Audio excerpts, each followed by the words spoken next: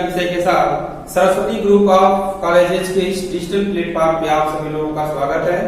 दोस्तों, आज हम लोगों को बीए तृतीय वर्ष का राजनीति विज्ञान विषय से संबंधित थर्ड पेपर में पढ़ना है मंचूरिया संकट। यह एक महत्वपूर्ण चैप्टर है, इससे अधिक से अधिक प्रश्न भी पूछे जाते हैं। मंचूरिया संकट अगर देखा जाए कि कब से शुरू हुआ, कहां शुरू हुआ, तो ये प्रश्न आता है 1904-5 में रूस जापान युद्ध हुआ था। और यह जो 1904-5 में रूस जापान युद्ध हुआ था, इस युद्ध में जापान को विजय प्राप्त हुई थी। और यह जापान का जो विजय प्राप्त हुआ था, यह पूरे विश्व में एक आश्चर्य का विषय बना हुआ था कि जापान जैसा एक छोटा सा देश एक महाशक्ति को जो है कि परास्त कर देता है, और यह पूरे विश्व में चर्चा का विषय बना हुआ था। इस प्रकार से यह जो 1904-5 का रूस जापान युद्ध हुआ था, विशेष करके देखा जाए तो यह 1904-5 का जो रूस जापान युद्ध हुआ, इसका मुख्य कारण क्या था, युद्ध क्यों हुआ था, तो इसका मुख्य कारण अगर हम खोजते हैं, देखते हैं, तो 1894-95 में चीन जापान युद्ध हुआ था। और इस चीन जापान युद्ध में भी, यानी कि 1894-95 में जो युद्ध हुआ, इसमें भी जापान को विजय प्राप्त हुई थी। और जब चीन जापान युद्ध में जब जापान को विजय प्राप्त होती है, तो जापान के द्वारा चीन के अधिक से अधिक मामलों में हस्तक्षेप किया जाने लगता है। और इसके साथ साथ पश्चिमी देश के लोगों ने भी, पश्चिमी देशों के प्रतिनिधियों ने भी चीन के मामलों में हस्तक्षेप करना शुरू कर दिया।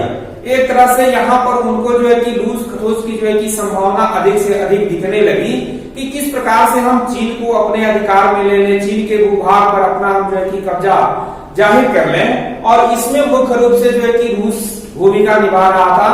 रूस के द्वारा चीन के अधिक से अधिक भूभागों पर अधिकार करने का प्रयास किया जाने लगा। और इस प्रकार से चीन के साथ रूस का संबंध गहरा होता गया। और ये जो रूस का चीन के साथ संबंध गहरा हो रहा था, यह जापान के दृष्टिकोण से जो है कि एक तरह से खतरा उत्पन्न हो रहा था। जापान यह नहीं चाहता था कि रूस चीन के साथ जो है कि संबंध स्थापित करे, क्योंकि आने वाले समय में उसके लिए खतरा उत्पन्न हो सकता था। इसलिए रूस जापान की द्वारा, यानी कि आपस में यह एक तरह से चुनौती स्वीकार करना शुरू कर दिए। जापान जो है कि ब्रिटेन से अस्वस्थ हो लिया, और उसके बाद से उसने जो है कि जापान रूस को जो है कि युद्ध की चुनौती दे दिया। और इस प्रकार से यह जो युद्ध का कारण था, आपसी मतभेद था। जापान पर जो है कि जापान के द्वारा चीन का जो है कि अधिकार करना था, और इसमें रूस ने जो है कि हस्तक्षेप करना शुरू कर दिया था। इसके बाद से हम लोग देखेंगे कि वास्तव में ये मंचूरिया है क्या। मंचूरिया जो क्षेत्र है, चीन का उत्तरी प्रदेश है, जिसको हम लोग मंचूरिया के नाम से जानते हैं। और ये जो मंचूरिया का क्षेत्र था, आर्थिक दृष्टिकोण से बहुत ही महत्वपूर्ण था। यह लोहा, सोना, कोयला के दृष्टिकोण से जो है कि अधिक संपन्न क्षेत्र था। यहाँ पर अधिक से अधिक व्यापार की संभावनाएं थी। इस प्रकार से जापान और रूस दोनों इस पर अधिकार करना चाहते थे। वे यही चाहते थे कि इस क्षेत्र को हम अपने अधिकार क्षेत्र में ले लें, जिससे हमारे देश का जो है कि अधिक से अधिक विकास हो सके। और एक तरह से कहा जाए तो दोनों देशों के बीच के जो युद्ध का कारण था, प्रमुख कारण वह यही था कि जापान इस क्षेत्र को अपने अधिकार क्षेत्र में लेना चाहता था, रूस जो है कि अपने अधिकार क्षेत्र में लेना चाहता था। रूस को मंचूरिया का भूभाग, अधिक से अधिक भूभाग जो है कि पट्टा पर ले लिया था।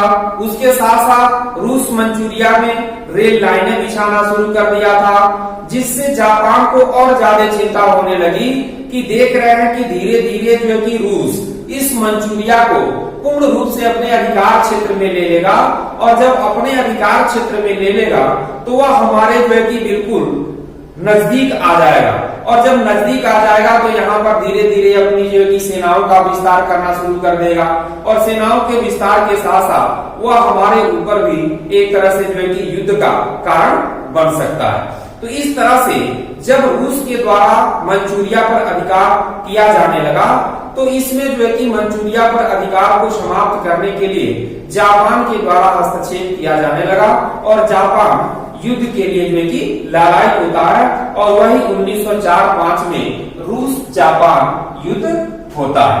तो युद्ध का यदि हम परिणाम देखें कि युद्ध का वास्तव में क्या परिणाम हुआ, तो युद्ध का जो परिणाम हुआ लास्ट में, युद्ध के परिणाम में राष्ट्रपति रूजवेल्ट, अमेरिकी राष्ट्रपति रूजवेल्ट ने मध्यस्थता की एक संधि किया था 5 सितंबर 1905 को, और इस संधि के माध्यम से जापान तथा जो है कि रूस को, दोनों लोगों को मंचूरिया को खाली करने का आदेश दिया गया था और दोनों देशों ने इस मंचूरिया को खाली करने के लिए आश्वस्त भी किया था कि दोनों देश इस मंचूरिया को क्या कर देंगे, खाली कर देंगे। उसके बाद से यह देखा गया कि जापान द्वारा मंचूरिया का जो हड़पने की नीति थी, वास्तव में ऐसा क्यों किया जा रहा था, जापान इसको जो है कि क्यों अपने अधिकार क्षेत्र में लेना चाहता था, तो सबसे पहला चीज था साम्राज्यवादी भावना। किसी भी देश की जो साम्राज्यवादी भावना होती है, इसके अंतर्गत वह देश यही चाहता है कि हम अपने भूभाग में जो है कि अधिक से अधिक विस्तार करें, और इसी दृष्टिकोण से जापान इस मंचूरिया को अपने अधिकार क्षेत्र में लेना चाहता था ताकि वहां पर अधिक से अधिक अपने को विस्तारित कर सके। इसके साथ साथ ये जो मंचूरिया था वह आर्थिक दृष्टिकोण से अधिक महत्वपूर्ण था, वहां अनेक प्रकार की जो है कि खनिज संपदाएं पाई जा रही थी। तो इस प्रकार से साम्राज्यवादी नीति के कारण भी जापान इसको अपने देश में मिलाना चाह रहा था। दूसरा चीज है आर्थिक लाभ। आर्थिक लाभ अभी मैंने आपको बताया कि यह जो है कि लोहा, सोना, कोयला इत्यादि से संपन्न देश था, संपन्न क्षेत्र था, और यहाँ पर अधिक से अधिक जो है कि यहाँ पर संभावनाएं थी। तो इस प्रकार से भी आर्थिक लाभ के दृष्टिकोण से भी जापान इसको अपने अधिकार क्षेत्र में लेना चाहता था।